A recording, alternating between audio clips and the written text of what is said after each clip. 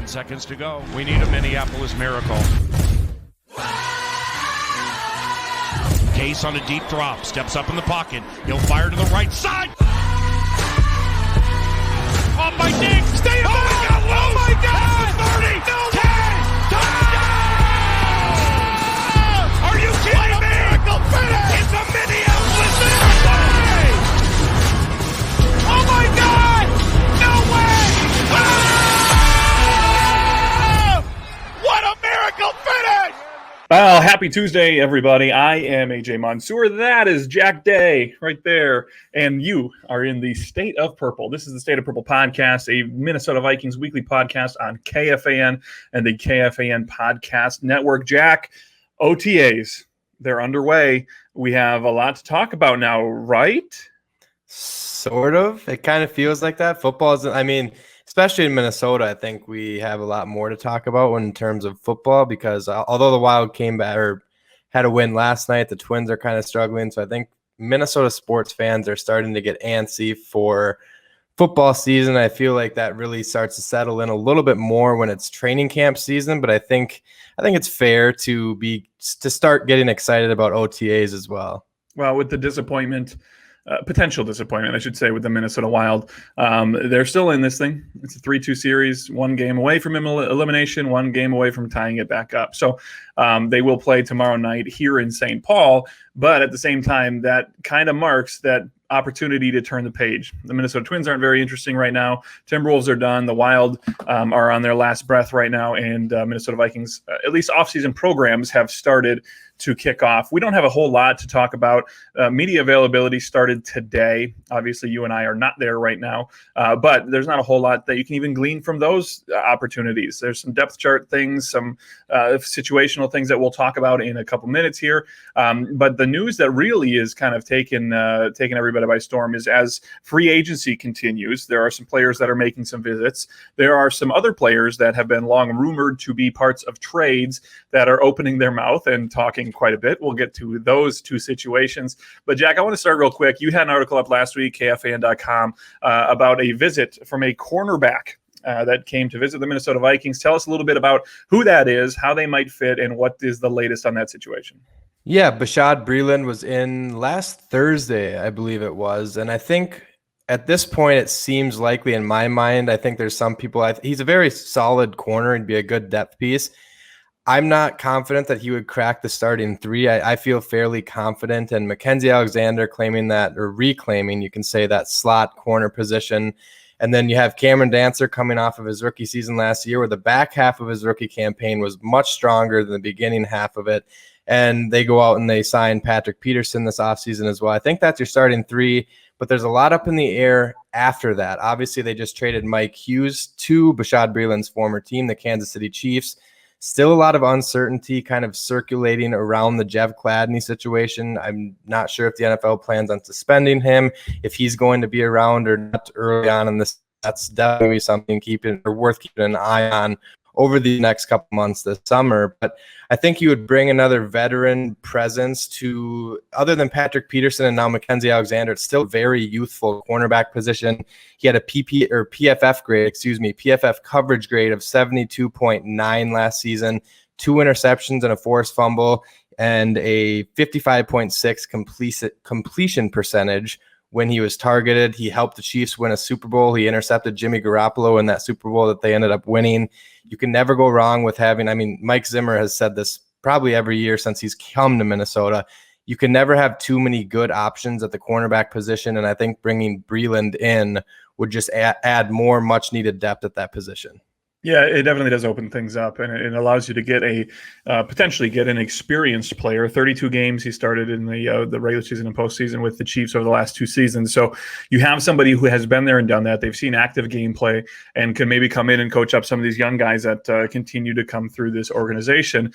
Depth is not strong right now for the cornerbacks in the Minnesota Vikings. So nothing official as far as that. All it is a visit. We haven't heard anything past then. He kind of talked about whether he wanted to stay in Kansas City or not. It was kind of a weird, kind of cryptic diatribe he went on social media. But as of right now, he is still a free agent, potentially talking to some other teams, potentially talking with the Minnesota Vikings again. So we'll continue to cover that. Jack will be all over that at KFAN.com if you want the latest on Bashaud Breeland. But, Jack, the big situation up in our neck of the woods, we've talked about this a couple times where there has been smoke. Is there fire? Pretty clear by now that there is fire, as last night Aaron Rodgers got on the special Kenny Mayne Goodbye Tour Sports Center edition, and Kenny pushed him. Kenny didn't let him come on and just kind of stroke Kenny's ego. Kenny pushed him and said, hey, what's the scoop? What's going on?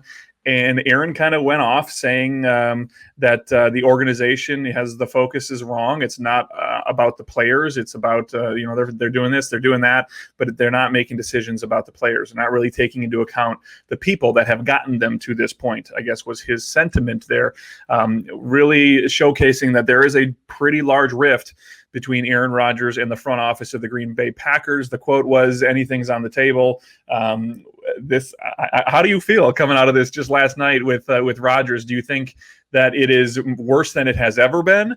It's been quiet for a little bit prior to last night, but then last night it just blew the doors off everything right away. I think you could take it either way. I think if you were a Vikings fan watching that program last night, I think it probably put a smile on your face. I think most people in the state of Minnesota feel that way. But personally, I think that moment made things worse because we've seen, and I wrote an article on it before he went on the program yesterday. It's also up on KFAN.com. And I mentioned in there, like, it seemed like there's been a weird tension kind of boiling since that Jordan Love pick was made. And Aaron Rodgers made it clear, he at least said this. I don't know if it's 100% the truth, but he said this last night that he loves Jordan Love as a person. He didn't mind that pick. It's not about, like you just said, it's not a player issue. This is something that's been boiling within the front office and the philosophical side of things where Aaron Rodgers has been frustrated. And I think that really opens the floodgates up because if he's mad about what's going on in the front office and it's not because of the lack of drafting talent on the offensive side of the ball or trading in the first round and going and getting a potential quarterback of the future, if those aren't the reasons why he's upset, there's a lot deeper issues for the state of the Green Bay Packers. And I think if you lose Aaron Rodgers, that team goes into a rebuild mode where Jordan Love is potentially the guy. I mean, you trade up in the first round, you get a guy like Jordan Love. I think you have to look at him as your quarterback of the future. And I think that should make Vikings fans feel pretty good because it seems like things have gotten messy, and it didn't seem – I got it from watching the program last night. It didn't seem like Aaron Rodgers really had any reason to return to Green Bay. Right, and he did say that it's nothing against Green Bay, yes, as a city. 16 great years there. I'm going to read the quote too because I think it's interesting. The back end of the quote, he said, "It's about character. It's about culture. It's about doing things the right way. A lot of this was put into motion last year. The wrench was just kind of thrown into it when I won the MVP and played the way that I played last year. So this is kind of, I think, the spill out of all of that." But look, man, it's about the people, and that's the most important thing. Green Bay has always been about the people, from Curly Lambeau being the owner and founder of the 60s, blah, blah, blah, blah, blah. It's about the people. I don't know how this is going to resolve itself. You have an organization that is on the verge of transition, okay? Aaron Rodgers is not, by far, he's not done, right? But they're at a point in their history where they're familiar with this, actually, with moving on from Brett Favre, the decision to move on from Favre and move on to Rodgers. Their future depends on whether or not Rodgers stays, Rodgers goes, Love starts, Love doesn't. And it looks right now, at least, that Aaron Rodgers will not stay in Green Bay if that front office stays in Green Bay. So you have that opportunity there to say it's either this one or it's either that one. And it doesn't really look like either of those pieces are willing to move away on their own. But Aaron might have the upper hand to just force his way out of there if the organization wants anything. So that'll be an interesting thing that we continue to pay attention to and continue to focus on with those Green Bay Packers and what they're going to do with the future of their team and their quarterback.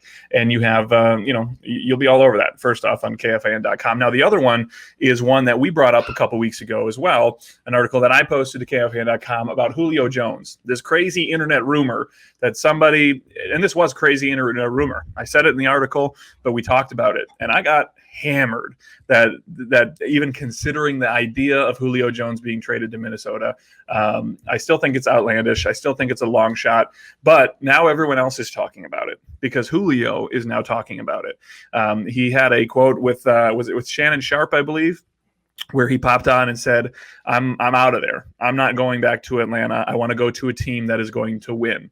Now, beyond that, the only other team he said is, I don't want to play for Dallas, which kind of makes me laugh just because the Dallas Cowboys are the Dallas Cowboys. He didn't say that exactly. He said, I've never thought about playing with Dallas. I'm not playing with Dallas. But outside of that, he made it very clear that he is pushing his way out of Atlanta, that he's not happy there. He doesn't want the future or the direction that organization is going, has kind of forced Atlanta's hand and dropped the value on Julio Jones when you talk about a trade. Now, value can come in many different ways. Value can come in the form of a first-round pick compared to a third-round pick as far as trade value. Value can come in the terms of, this might be more interesting for Vikings fans, how much of Julio Jones's contract will the Atlanta Falcons cover and allow a team that doesn't maybe have a lot of cap space to pick up Julio Jones, if that's the case. The Falcons said that they didn't want to give him to a team in the NFC initially, and now have come out and said that we just got to get rid of him at this point. They haven't said that, I'm sorry. But him forcing his hand has basically killed any value and forced the matter that they have to trade him to whatever team is interested, basically for whatever value.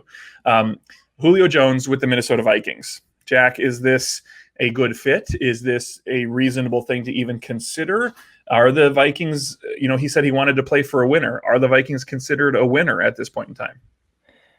I don't know if it's fair to come out and say the Vikings are winners right now. I mean, they've made the playoffs once out of Kirk Cousins' 3 years here, and I'm still a Kirk Cousins fan. I still believe this is Kirk Cousins' team, but I think there would be a lot of moving pieces if the Vikings were to somehow be interested in this trade. Like you mentioned, the salary cap. Bleacher Report, I got a notification, I think like an hour or so ago, saying that the two teams that he has listed are the Patriots and the Tennessee Titans, two AFC teams. Having said that, if the Vikings had a chance at potentially losing some of that contract, making Atlanta pay off some of that contract, I know it all depends on the price, because I know they've been saying they want a first-round pick, and you go back and you look at the Stephon Diggs trade where the Vikings got a first in return, but Stephon Diggs is not 32 or 33 years old, whatever Julio Jones is, coming off of an injury-riddled season. He was a 23, 24-year-old wide receiver, 25 maybe at the time, really still coming into the prime of his career, whereas Julio Jones is on the back end of his career. If the Vikings think that they're in win-now mode, which I think they thought that last year when they went out and they traded the second-round pick for Yannick Ngakoue, then I don't think it would be the worst thing, because clearly there's still a hole on this Vikings roster at that wide receiver 3 spot. I don't know if it'd be fair to say Julio Jones is wide receiver 3 and saying Justin Jefferson and Adam Thielen are better than Julio Jones, because even though he is 32 years old, I don't think they are better than Julio Jones. Julio Jones, when healthy, is one of the most freakishly talented wide receivers in the entire National Football League. So I would love it if it was realistic, if he could come into Minnesota and actually they could figure out the finances behind it and not have to pay too steep of a price to land him here. But then it comes into the question, is it realistic? And ultimately, I don't think it's going to be realistic for the Vikings to find a way to land Julio Jones.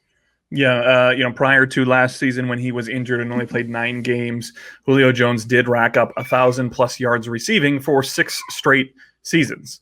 And he was well on his pace to do that before the injury held him out of a bunch of games. So still a dominant wide receiving threat. Yes. I can't imagine, they the last couple of years had Calvin Ridley to kind of open up the other side of the football field and really take some coverage away from Julio.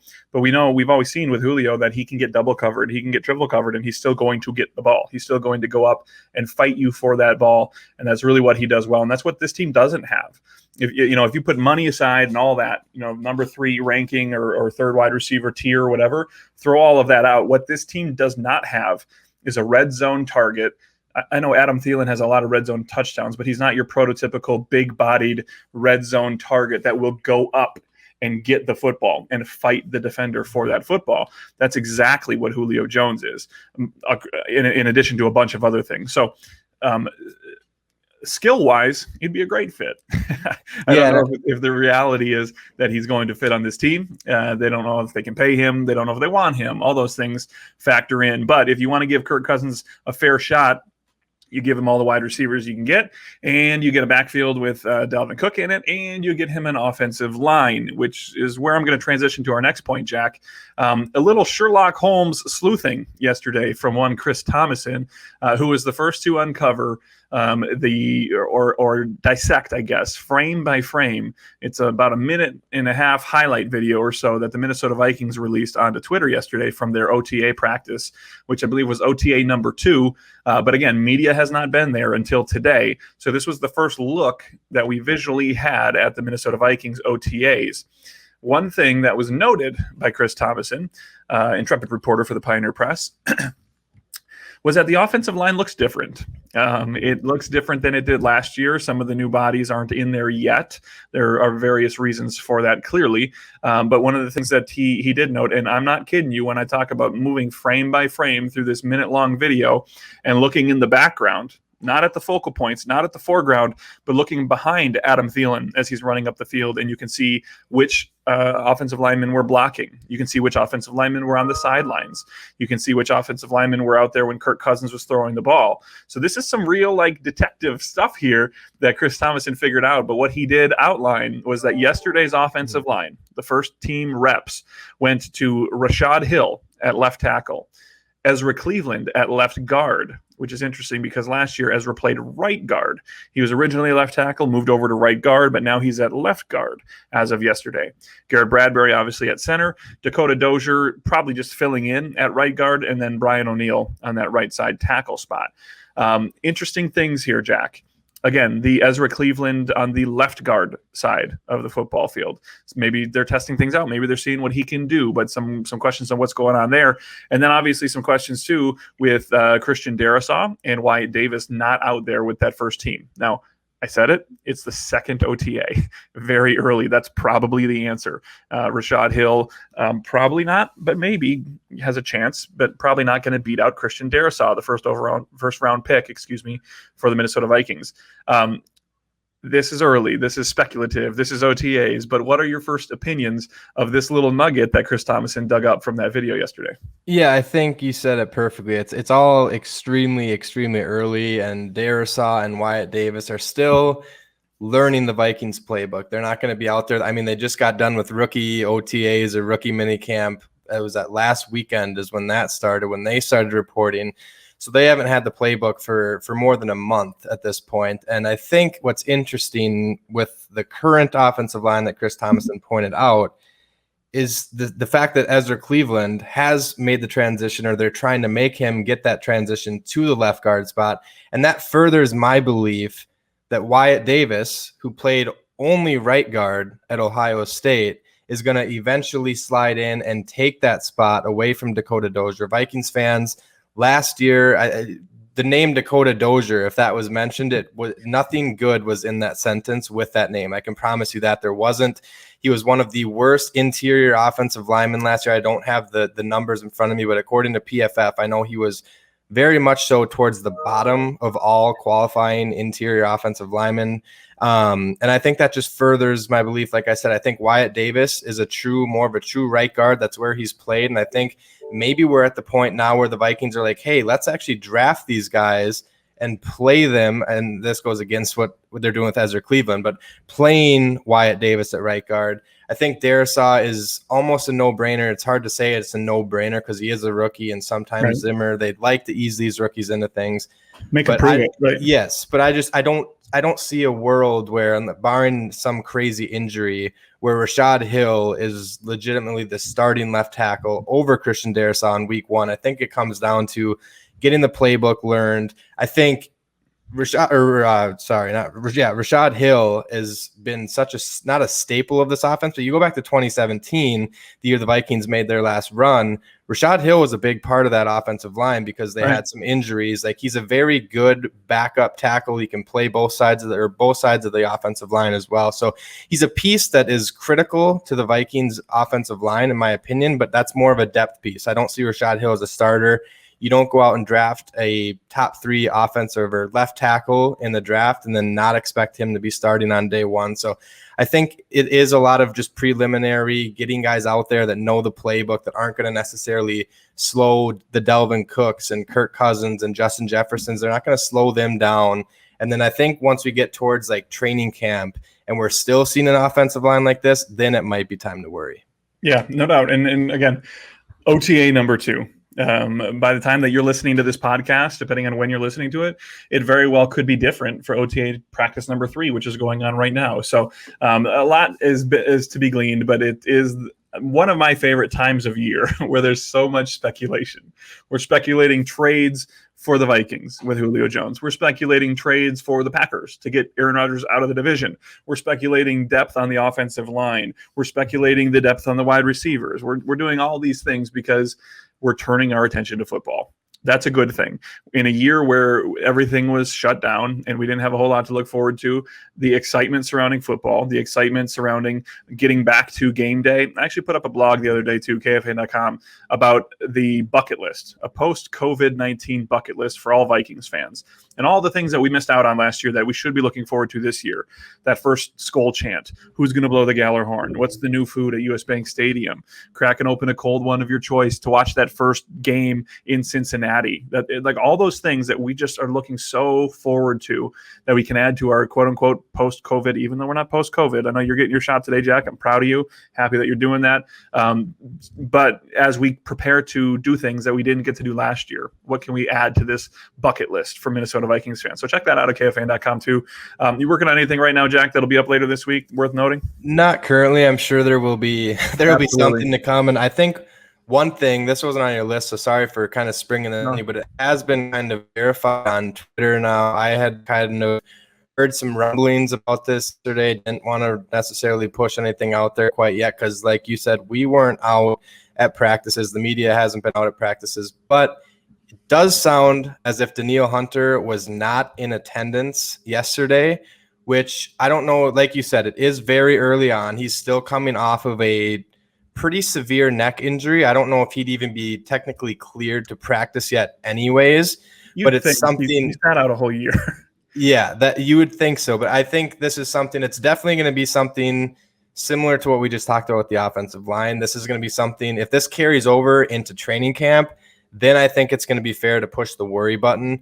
But as we sit here right now, I'm not extremely nervous about it. It's not like it's if it's your gas meter, I think you're getting up towards like a quarter of a tank or so. I think you have a right, if you're a Vikings fan, to be slightly worried because we saw such a poor execution of getting after the quarterback last year. And Danielle Hunter is clearly the best pass rusher on this roster. So he is a huge part coming back for a hopes of a successful 2021 season. I think a lot of it's going to start with the up front, that defensive line. And all of that comes down to having your best pass rusher, Danielle Hunter, healthy and on the depth chart. I'm glad you brought that up because reports from Courtney Cronin with the ESPN are that he was not present yesterday. As you said, this is a voluntary phase of the off-season programs. So do we take that for what it's worth, or do we take this as he's trying to send a message? Or it could be both, right?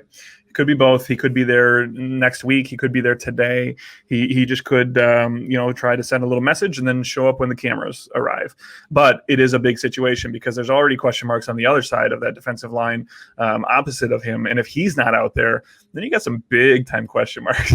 You have the center the interior of that defensive line seems to be shored up a little bit with Michael Pierce and Delvin Tomlinson. You have bodies that you can put in there, but that outside, there's some big questions there. So I'm glad you brought that up.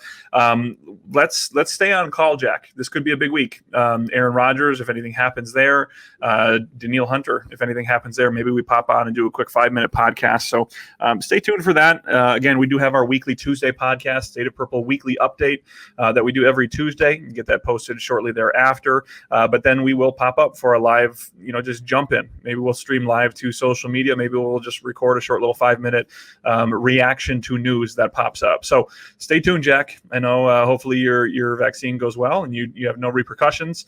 I got mine last week. Just had a little bit of the achy skin kind of feeling that you get, but nothing too severe. So hopefully it goes well for you, and then you'll be able to do all those fun things that we've all been waiting to do. So congrats on that. I'm happy for you. I'm thankful that you're doing that. And everyone tune in next week, Tuesday. We'll get the next Stadium Purple podcast up. And until then, Jack, we'll see you later, my man. 10 seconds to go. We need a Minneapolis miracle. Case on a deep drop. Steps up in the pocket. He'll fire to the right side.